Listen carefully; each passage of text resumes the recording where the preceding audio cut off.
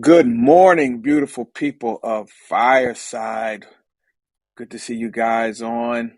It is a beautiful, beautiful, what day is it? Wednesday morning. Wednesday morning. Let me invite Seth on up. So good to see you. Waitbot's always there. Fair Ruse, I hope I said your name right. Marwan, always a pleasure to see you. Seth, good morning, sir. Good morning. How are you today? I'm doing good, man. I'm doing good. Fair Ruse, I said your name right. Okay, good. Just give me the thumbs up. Very good, very good. Um, Let's make this a video today, Seth. Cool. Yeah. So you just open up the menu and then you'll just hit turn on interview mode, Oh, how about that? and it should be as simple as that. Boom. I'm here. You're There there. it Good to is. see everyone. There it is. There it is. How's everybody today? Hope all is well. Going to continue on in our topic that we started last week, tools for living unstoppable. I do want to share with my intimate community. Last night, I lost my cousin. My Hmm. cousin passed away last night. First cousin. We were close. He was like a brother to me. So Sorry to hear that. for me and my family. But we're here today. We're here today. We're gonna. Was it something that was it expected, or was it something that was pretty sudden? 44 years old. He caught the COVID-19, Hmm. and you know, didn't come out of it. Didn't come out of it. Didn't play out like we thought it would. And so Man, he's so at sorry he's to hear at that. peace right now. Yeah, yeah. Thanks for saying that. He's at peace, and so I tell everybody he's healed. Now the rest of us have to heal. Mm-hmm. Yeah, Yeah, it's yeah. true. So, but we're talking about resilience, tools for living an unstoppable life, and we talked a little bit about resilience last week, and we talked about what it is. It's different than endurance. Endurance is enduring through an adverse situation. Resilience is recovering from it, Hmm. recovering from it. A lot of times we get the endurance and the resilience messed up. And so, since we kind of explained what it is, I wanted to kind of talk about some tools on how to develop resilience. You're going to need it because adversity adversity is going to strike all of us sooner or later. And Mm-hmm. so after we've endured the adversity, we're unstoppable. We endured the adversity. Now, how do we rebuild, or how are we strengthened? We need some resilience to keep strengthening and keep growing past it. So that's what we're talking about today. That's what we're talking about. So, Which is um, good because I mean everybody wants resilience. yeah, yeah, Everybody likes the idea of being resilient. yeah, It's kind of yeah, a little bit of a buzzword, but then when it comes to actually developing it, it's a whole lot. I mean, it's a whole lot yeah. easier for the things that happen in our life to kind of direct our life a little bit. Sure. So where, Hey, I saw real quick. Jasmine jumped on. I just want to tell everybody that's my daughter. oh, Yeah, that's my daughter. Everybody, it's good when amazing. that means that they still want to hear what Pop has to say. So that's good. Thanks, Jazz, for coming on, talking about Amazing. talking about resilience, talking about resilience. Yeah, man. So I Very think cool. I think one of the tools, guys, for building resilience is, I have it written down: avoid seeing crisis as insurmountable problems. I think we need to avoid seeing a crisis in our life. We're going to have crisis. We need to avoid seeing it as an insurmountable problem. Hmm. You know, if you accept circumstances that can't be changed, it'll help you focus on circumstances that you can alter. Now, I can't change certain circumstances, but I get a chance to alter, I guess, the effect of them. No crisis is insurmountable, and that will. And if Yeah. you know, what do you I, feel about that? one of my friends this morning, he posted on Facebook and he said, uh, I no longer can lose. I'll either win or learn a lesson. Yeah, yeah, And I think yeah, it's a perspective shift of really realizing, are you are we actually looking at, crisis or different things as insurmountable? But it's so much mindset of really looking at, is this something that we're, sometimes we might come out on top, sometimes we might feel like we're at the bottom. And I think the question there is, how do we learn from it? And again, sounds good, but Yeah. it's a whole lot easier to sulk. It is a whole lot easier to solve. It's work. Let's I don't want to take it for granted. Everybody knows what the definition of mindset really is. Mindset is that set of core values, a set of values. It's shifting what is your mind set on? What do you choose to focus on? And Hmm. we talk about mindset all the time, and there's tools to develop the proper mindset. We'll talk about that later on. Talk about that another time we'll talk. But this resilience thing, you have to really understand that no matter crises are going to happen, but never are there insurmountable problems. Never are there insurmountable. Hey, listen, I don't care if it's taxes you're facing. I don't care if it's pain. I don't care. There's solutions to problems. You can Right. alter some of the circumstances. You might not be able to change them, but you can alter them, and that's one of the tools of resilience. So that tool is really it's not necessarily that tangible, but it's a shift up here. Right. It's a shift up top. And the tools that we'll talk about today aren't tangible. I mean, maybe one or two we can find some tangibility. Is that a word in them? But most of them is a mind shift. It's up top.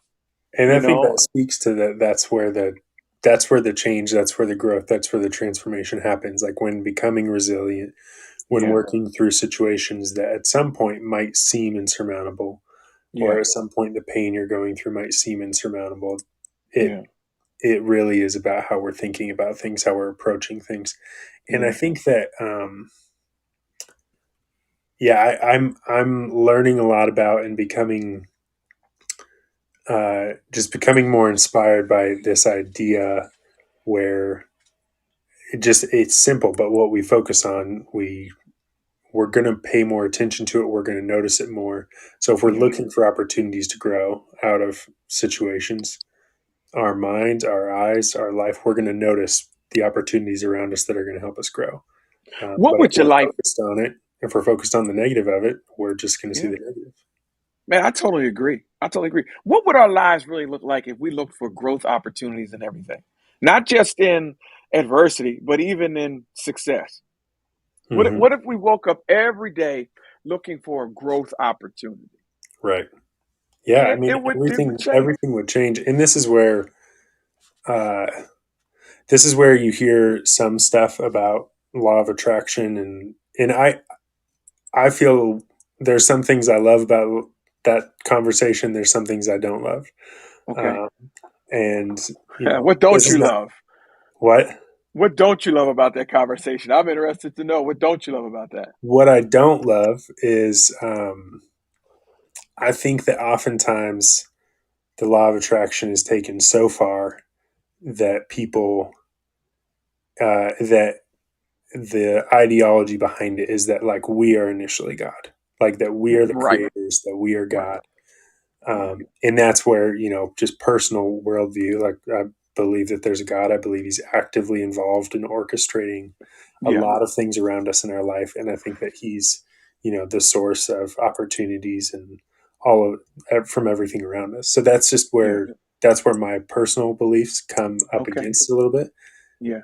But I think that the aspects, and even from a science perspective of that conversation, whether you want to call it law of attraction or mindset or whatnot, is that when we focus on something in our mind and in our brain, there's actually a part of our brain called the reticular activating system that's Hmm. going to be noticing and finding the ways to fulfill that. So Yeah. that's why when you start looking for a car, Yeah. if you decide you Yeah. want to buy a new SUV, this happened to me a couple years ago. I didn't even know a Subaru Forester existed. I Right. didn't even know that was a car. I knew Right. Subarus had Outbacks. I didn't know they had a car with a taller cabin for tall people. Yeah. I swear every single person in my town, all they drive is Subaru Foresters now. Yeah. And that's why Yeah. once you start shopping for a car, once your That's brain all you turns see. on that Yeah. you're looking for cars, Yeah. then your type of car is going to be all you see. And that's because there is a part in our mind that once we set it, say, I'm looking for an opportunity for growth today. Yeah. There's always opportunities around us. It's just, is our mindset in a place where we're going to be paying attention to Yeah. those opportunities? And if we set our mind to, I want to grow today, we're going to be finding those opportunities that I believe have divinely kind of been placed in our path so that we can grow and get the most out of life. Yeah. I totally agree. I totally agree with everything you just said. Everything you just said. So if I'm looking for growth opportunities, even within my crisis, help me build this resilience. Okay. All right. I'm not ignoring what happened. This did happen. There's nothing I can do about it. Mm-hmm. How now can I speak life to it? It speak life to me. Where are the growth opportunities in it? And ladies and gents, when you do that, you'll find growth opportunities in everything, Mm-hmm. in everything, in everything. I think also one of the tools in building resilience, we need to accept that change is a part of living. A part of living. Change is a part of living, period. I don't care your religious affiliation, I don't care what you believe. Life is hard and change is a part of it. So things aren't going to stay the same. Things ain't going to go back to being the Mm-hmm. same. I like, I'll go back to the good old days. There are no such thing as good old days. They were Yeah. things you might have been used to, but there's no such thing. Yeah. Tell me, is there a moment in your life where you were like on a good, consistent rhythm? You didn't really want things to change, and then things started to change, whether initiated by you or something else. But Sure, the '90s. I didn't want the you '90s didn't, ever to change. I'm just kidding. but you didn't like it at first. You were like, I don't like that this is changing. I want things to just go back to the way they were. But now looking Yeah, back, you realize that was for the better. yeah. Just as you grow, I mean, even changing residences, watching your kids grow and leave. Um, it's all while it was happening, I was saying, okay, these things must happen, and I'm glad they happen. Even you watch there's some things that cannot be produced in you until change occurs, whether it's good change or bad change, whether it's a struggle or whether there's some things that have to be produced in you for you to live at max Q. Remember that term max Q back in the day? So yeah, there have been instances in my life where I'm like, man, this is changing. There's no more kids in the house, or there's no more this, no more that. Um, Well, I mean, you got even some. One of your daughters is in here. You got some daughters, yeah, which yeah, I know yeah, that's a big thing where yeah, yeah. dads No, don't want their daughters aren't allowed to date till after they're married, and then one day all of a sudden they're married. But it's a good thing. it's a good thing. Well, you know what they say: a daughter's a daughter for life, a son's a son till he gets a wife. So my daughters always ride I've with me. never heard that. My daughters always ride with their old man. But no, so yeah, so you have to accept that change is a part of living. I've been dating my wife since I can't even, well, yeah, I'm still dating her. I met her when I was 15 and she was 13. We have been together in every change, in every phase of life. And it's a part of living. It's a part of living. You know, when she met me, I could run and jump and dunk a basketball. Now I don't think I can get my hands up fast enough to catch a pass. But it's just it's part of changing. It's part of changing, and you just accept it as part of living, and this builds resilience. And so, how can I be the best in the particular season that I am in? How can I do my best and be the best? How can I grow in this? I really don't think, Seth, and this is my mindset. I don't think anything enters into our lives without the providence of God, and I don't think it enters into our lives to destroy us. Mhm. I think it enters in our lives to produce something. Now, we could take the easy way out. We can develop dependencies. We can stay crushed. We can stay down. But I believe things come into our life um, uh, because out of that resilience, we're changed. And if once we change, the atmosphere around us begins to change. You can't speak life or you can't talk about anything above your life. You can't. You Hmm. can't. You can't. I'm a preacher. I'm a pastor. You guys know. You guys been coming here every week. I'm a pastor. I can't preach about anything I haven't been through. The key word is through. Hmm. Understand? And so you understand about this resilience thing. Things don't really come to destroy you. Things come so that even the darkest of days, they produce something in you that is useful for your sphere of influence, useful in Yeah. that sphere of influence. Yeah. Yeah. So I don't know if that makes sense, but it makes sense to me. So that tool is expect that things are going to change, and that helps people. Accept thing that change is part of living. Accept it. Change is part of living. And so we're talking about how to be unstoppable. We're talking about building tools of resilience. Listen, I tell everyone, I said it before, I say it again. I don't have a secret sauce. There's no secret sauce. There is this didn't come to destroy me. Let me get my mind right. Let me see what God has for me, even in this, even in the bad decisions that I've made. There's consequences, but I can learn something in it. Right. Yeah. You know, I can learn So something. what's the next tool we can be thinking through today? Take decisive action. I only got three, maybe four, but three. Except I'm just gonna give you three today. Accept change as part of living. Avoid seeing crisis as insurmountable problems, and take decisive action. How Take does action. that help us with resilience? I see that as an important life skill, but that's not what people think of. We don't usually connect action taking, decision making with Yeah, resilience. because action taking, rather than detach completely from problems and stresses, wishing they would go away. You have to act on adverse situations as much as you can. You can't wish stuff away. You got to face it before you fix it, right? So I can't fix anything I refuse to face. So I have to take action. The building the resilience, my tool is okay. I have to take action. Okay, all right. I have high blood pressure. Somebody listening may have high blood pressure. Do I just settle in the fact that I have high blood pressure, or do I take action? Hmm. Okay, my sugar levels, I'm talking about health now. My sugar levels have increased. I'm pre-diabetic. Do I just sit there? Do I build resilience by taking You action? think about it for a few months, don't you? No. Me and my wife are going through it. Oh, she don't understand me. I don't understand her. We just walk past her. Do I take action, or do I just wish it all away? Wish that it'll get better without taking action. Yeah. Yeah. So taking action is a part of it. Taking action is a tool that we need to build resilience. We don't ignore it. All right, we don't ignore crisis, and then they're not insurmountable. We don't see them as insurmountable problems. We accept change as part of living, and we take decisive actions. I'm listening to a book, Embrace the Suck. Mark Gleason, Okay. ex Navy SEAL. Great book. I'm into that Navy SEAL stuff. Great book. He was in class with Goggins, David Goggins, and all that.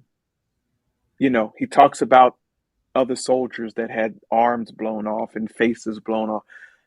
You go to the hospital room, they don't want sympathy. All right, my life has changed. My life has changed. Now, I still have to take decisive action if I'm going to live. I still got some new goals and things I have to meet. So they accepted change. They don't see their crisis as insurmountable.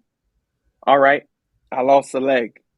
I have to learn with a prosthetic. I have to learn how to walk with a prosthetic. And so we need to, and you might say, well, Graves, that's great for Navy SEALs. Well, we need to apply that mindset in everyday situation. Hmm. So you're renting, and your landlord decides to sell the house. All right, change with it. Get ready to move. don't Right. don't sit there and complain that they're about to sell it. Make changes. Yeah. You And I know, think when you're decisive with your actions, especially when it comes to a crisis or responding to something that's hard in your life, you might even make the wrong call. right. But I think that being willing to act fast and then also recognize, hey, I made the wrong call. I'm going to adjust, learn from that and adjust. I think oftentimes people that are decisive, you will act more like maybe you make the wrong call twice, but you made the wrong call and then twice and then found the right solution on the third option. You did Yeah, all of that, learned all those lessons before. If you wouldn't have taken action, maybe that yeah, took you 2 weeks to learn all those things, as opposed to if you just would have been sitting there for 2 weeks, not making any yeah, decisions, not making any yeah, action. So it's yeah, like, even if you make the wrong call, you're still moving forward, you're still learning, as yeah, opposed to, sitting there and waiting for a couple weeks until you absolutely know, the right answer, and there's no risk of failure, no risk of making the wrong call. So I think yeah, being decisive, you might make the wrong call, but you're going to learn way more and move way faster along the way. yeah. Now remember, this is about building resilience, ladies and gentlemen. And what resilience is, again, the ability to recover from an adverse situation, an adverse experience, an adverse season. So, like Seth said, you might have made the wrong call once or twice, you know, but you are at least taking action, and by making a call, you have begun your recovery period has begun. That's what resilience is. Listen, it's okay to get knocked down. Keep on living. Somebody's going to knock you down. Something is going to knock you down. Keep on living. Resilience is, I got to keep getting back up. I got to keep. There's an old fighter back in the day called Archie Moore. I know I'm aging myself. I'm 53 years old, right? And been a boxing fan. And Archie Moore, my dad was a major boxing fan, so I watched boxing with my dad. My dad would always tell me about Archie Moore. Archie Moore was one of the heavyweight champions. In one fight, they used to let you fight 15 rounds back then. There was no medical, nobody stopped fights. They'd kill yourself in the ring. Archie Moore gets knocked down 8 times, but he gets back up 8 times. Gets back up 9 times, I should say. Knocked down 8 times, gets up 9 times, and wins the heavyweight championship of the world. Hmm. It's about resilience. Now, I would have got knocked down twice and probably quit. He kept getting back up. And I'm talking about fighting. I remember when I wanted to box, and I fooled around boxing when I was about 15, 16. And I never forget, one of the referees, who was a friend of mine, said, "Son, this is a hard way to make easy money." Making money is easy. This is a hard way to do it. Can you imagine? So, but life, what I said all that to say is, life is going to kick you in the tail every now and again. But we need to use these tools to build the resilience to keep getting up. A loss, you may lose, but you are never defeated. You may lose, but you are never defeated. I don't know who that was for today, but I hope that helps you on this Thanksgiving weekend. You may take a loss, but you are never defeated. Get back up, get back out there, and keep being great. Keep pursuing what you know is inside you to pursue. And we'll see you at the top. But before I go, anybody want to jump on stage? Anyone care to comment? Good to see you guys who came on this morning. I know it's the holiday. We don't have a huge crowd like we normally have, but it's good to see Isidro. Hope I said your name right. Jasmine, of course, Fairuz, Marwan. You guys care to come to the stage? Thank you for showing up. If you have anything to add, just hit that. Okay. We accept your request. Thank you, Isidro. Welcome to the Welcome, man. stage. Hi guys. Yeah, no, you said it right, Ralph. Thank you. Just caught most of the tail end of this and resilience. I grew up in a family owned business. My parents had a taco truck, and Wow. so I use a lot of that experience to help me in everyday life. And when I think about resilience, I think about chile rellenos, right? And if you know what a chile relleno is, yeah. I No, I do. don't. I'm in But tell me, Colorado. We know Mexican food out here, so I what is love that? chili What is rellenos. that? Tell me what it is, real fast. Well, it's a like the size of the chili. It's a little bit longer than a bell pepper. It's a little bit darker, and it's a Okay. poblano Okay. chili. Okay. And then you warm that up.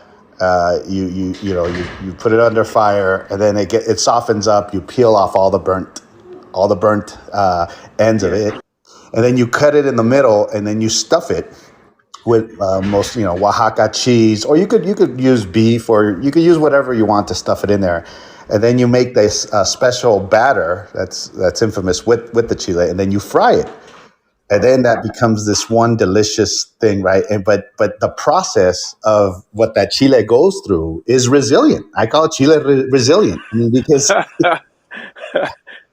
it's a lifelong lesson, right? Of this this if you take a bite of the chili when it's raw, of course it's not going to taste good, but it goes Yeah. through this transformation of getting put on a fire and then peeled off and then fried. And then cut open. There's a lot of metaphors there, but it's along the lines of getting knocked down and you get back up and then you're served as a great dish. Wow. Wow. Love it. I love that story, man. Thanks for sharing that. And Yeah. now I want to go out and taste one. Just real quick, Seth, where in Colorado are you? I'm in Fort Collins. Okay, so my wife and I this weekend we hit 1 year here in north of Denver by Thornton. Oh, cool. Awesome. And So we're probably like 45 minutes from each other. yeah, we moved here last year during Thanksgiving weekend when it was pretty good to travel. So it's going to be a year. So it's a special weekend for us. That's great. Maybe we'll have to meet up for some tacos sometime. Absolutely. Or Well, chile relleno. congratulations, man, on that. And I'm meeting everybody from Colorado. So I either need to take a trip out there, or if my daughter allows me, she's on here. Maybe I'll relocate to Colorado. Yeah, you need to come out here. I mean, there's a lot of places that have good Mexican food, but a lot of people wouldn't expect that Colorado has a lot of good Mexican food. Yeah. Yeah. Well, thank you, man. Thank you guys for letting me up and have a great day. You too. Sounds You good. too, Thanks. man. You too. Thank you for adding to that. Anyone else want to jump on? And just talk about resilience? Maybe something else is brought to mind for you, but that's what it is. He said it's going in one way and have the resilience to come out as a delicious dish. Ferouz, she wants to. All right, come on up, Ferouz. Hi, good to see you or hear from you, I guess. Hi, guys. I actually go by Fi, so you can call me Fi. Bye. Okay. All right. Good to talk to you. Thank you for the show today. It was really valuable because a lot of the things you talked about have kind of been on my mind lately. And one of the things in particular was your talk about change, because I hate change. Yeah. I don't like it. I'm not comfortable with it. And the irony is my life has been built on change. Like it's always changing. And maybe that's why I don't like it, because I feel like it would be nice to just settle into something for a minute. But I'm trying to look at it from a way of it being something sort of exciting and as an opportunity. And so, how you were kind of looking at sort of seeing opportunity and what you would see as like a negative or something like that. I'm kind of trying to spin my narrative on what that means for change and how to lean into that and to really appreciate. I'm really fortunate to be able to say my life hasn't been the same thing years at a time, Right. So it's actually, better to kind of twist it into seeing the beauty in that and like how exciting that is, and that I'm actually lucky. You have survived up to this point. You have survived every bit of change you've been through, and I bet you can tell us how it produced some things in you that you never thought could be produced. 100%. Yes, I've done things in my life I never dreamed I would ever do. Never thought I even wanted to do. Yeah. Met people that I never thought I would be able to have that opportunity with. So that's the thing, actually, Ralph, which is actually really interesting, is that I can't point to an experience where change ever ended up being negative, but just the beginning of it always gives me that level of uncertainty or anxiety or whatever that is. Yeah. And I think that's normal. I think for anyone to say, "Oh, I'm not at the outstart. I'm not a little anxious," or like you say, a little like, let me be careful. That's normal. That's normal when you first begin something and when change first occurs. I don't think that's abnormal at all. I think that's normal. But again, you have faced every change you had to face, and you're coming out on top, and you're talking strong, and it's produced some things in you, and I'm sure you have a great story. And so, you are a walking example of resilience. I think if more people looked inside of themselves, they could see, well, I've really bounced back from some adversity. Mm-hmm. And I think that's it. It's being able to look at it like that, rather than, oh my God, I've been through so much. It's like, wow, look what I've been through. Yeah, Right. I think we'd all be impressed with our own story if we were able to see it from somebody else's perspective. Yeah. Totally. Yeah. Yeah. Well, thank you for that. Thank you for jumping up and joining Thanks, us guys. with that Yeah, input. Always good to hear from you. yeah. Fi, have a wonderful Thanksgiving. All right, Thank Fi. you. Great You both Thanksgiving. as All right. All Thanks. right. You So, know. Ralph, what are your plans Mhm. for the week before we go? What are your Well, plans for the week, and what food are you looking forward to? I'm working half a day today. What food am I looking? I mean, I like ham, man. I like ham and turkey. I like all the traditional things. Yeah, I'm looking for time together with the family. I mean, yeah. it's. I don't care what we're eating. I don't care if we're eating hamburgers and fries, but just to have everybody in the same room and I Hmm. can look around and I can thank God for allowing me to experience my family. We can't miss moments like that. Can't Yeah. miss moments. So, Thanksgiving is my favorite holiday. I know people. What's your favorite, man? What's your favorite? I like Thanksgiving the most. I I do like Thanksgiving. I think weirdly it would probably be Christmas and Fourth of July. Okay, there's I nothing wrong with just that. I love Christmas. I don't really. I mean, gifts are good, but I think Thanksgiving and Christmas are really similar to me, just because it's Yeah, like it's just known family's going to be together or you're going to be with friends, and I yeah, think that time is so special when everybody comes together. So I think that's really important. yeah, And then I love Fourth of July because everybody goes outside and hangs out and cooks food and just yeah, everybody spend hangs out together outside. So I've always liked those yeah, holidays just because of the community that surrounds them. yeah, yeah. Well, I tell you, man, I really hope you have a great day tomorrow. And this is going to sound crazy. You know what? One of my favorite part of the day will be tomorrow. It's It's going to be after the food where you're sitting on the couch and you turn on football. yeah, but you know what? To watch my daughters, my wife, my son, sometimes to watch, watch. This sounds crazy, but to watch them clean up.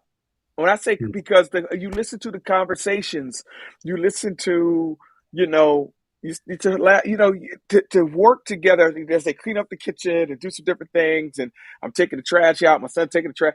But that part of it, I don't know. It's just something pretty cool about that for me. My grandkids Yeah. running around. It's just something about that. And then and when I get tired, I kick everybody out. Well, I do think that Thanksgiving food it's like the best leftovers ever. I don't know why, but Yeah. I feel like Thanksgiving food often tastes like better the day after. So it Is gets it better. Is it because it's attached to a memory? Is it because Maybe. it's attached to an experience? How about It that? might Could that be. be it? I don't know. It might be, but yeah, I'm You looking know? forward to family time. Yeah.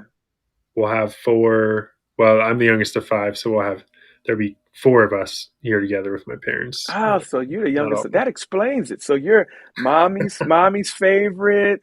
What else? What else the youngest get? I don't You, want to say that, but I will say that my sister is the oldest, and then there's four boys after her. She's oh, 12 years okay. older than me. We've talked several times about how her and I were raised by the same parents, but we were raised in two different families. Yeah, Um, mommy so, and daddy's love child. Oh, he's the son of our older. I see you. I all see you. right, I time to go. understand. I understand now, Jacob. I understand. I understand. Oh Joseph. man, I understand. No. last time I mentioned my family. No, just kidding. But Well, I hope everyone has a wonderful Thanksgiving. And Seth, do enjoy your family, man. And tell your wife I said hello. we'll do. Again, thank you for jumping up on stage, everybody. Thank you for listening. Thank you for being a part of what's happening today. And guys, go over to my podcast, the Unstoppable Podcast. Who I have Chris Gronkowski, Yep, NFL brother of player NFL player. Rob Gronkowski's older brother. Yeah, He's on the famous in his podcast. own right. Yeah, we had a great Yep, conversation. I'm going to post that today and put that some different places. So cool. go over there. And if any of you guys want to be on the show, on the Unstoppable Podcast with Ralph Graves Jr., just contact Seth at storyon.co That's me. and we'll get you on. Guys, have a wonderful Thanksgiving. God bless you. God bless you.